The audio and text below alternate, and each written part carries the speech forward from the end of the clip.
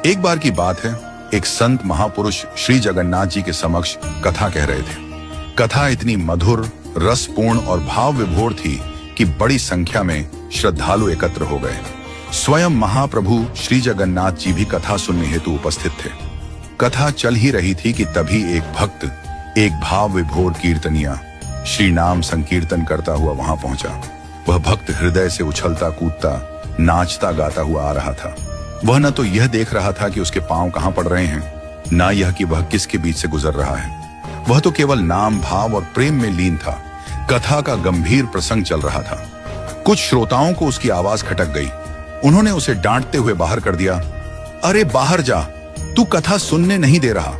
और जैसे ही उन्होंने उस भक्त को बाहर निकाला, गर्भगृह में विराजमान श्री जगन्नाथ जी ने अपने कपाट बंद कर लिए। पूरा परिसर स्तब्ध रह गया। घबराकर सबने महाप्रभु से प्रार्थना की, प्रभु यह क्या हुआ? तब भीतर से महाप्रभु की वाणी आई, तुमने जिसे बाहर कर दिया वह मेरा परम प्रिय भक्त था। वह कई दिनों से निरंतर नाम संकीर्तन करता हुआ भूखा प्यासा मेरे दर्शन को आ रहा था। उसके पैरों में छाले पड़ गए थे, आंखों से अश्रु बह रहे थे। उसकी बस एक ही इच्छा थी कि मेरे द्वार तक आते आते भी मेरे नाम का संकीर्तन न छूटे। वह अंतिम क्षण था जब वह मुझे देखकर मुझ में विलीन होने ही वाला था, और तुमने उसे बाहर कर दिया। श्रोताओं ने कहा, प्रभु कथा चल रही थी, उसमें व्यवधान नहीं होना चाहिए था।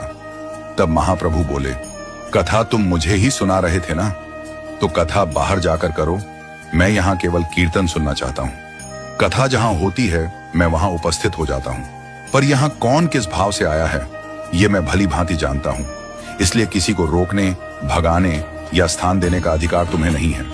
महाप्रभु आगे बोले, मंदिर में पुजारी जो भी करते हैं वह मेरी आज्ञा मानकर समझो।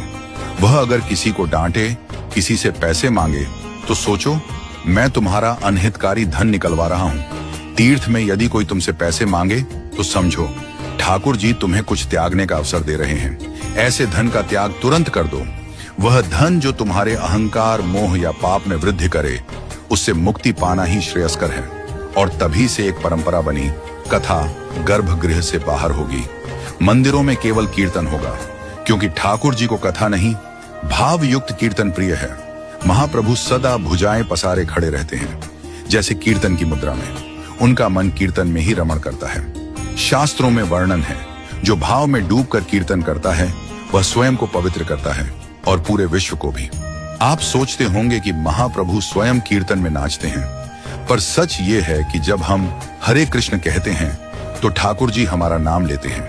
जो उनका नाम लेता है वे उसका नाम गाते हैं।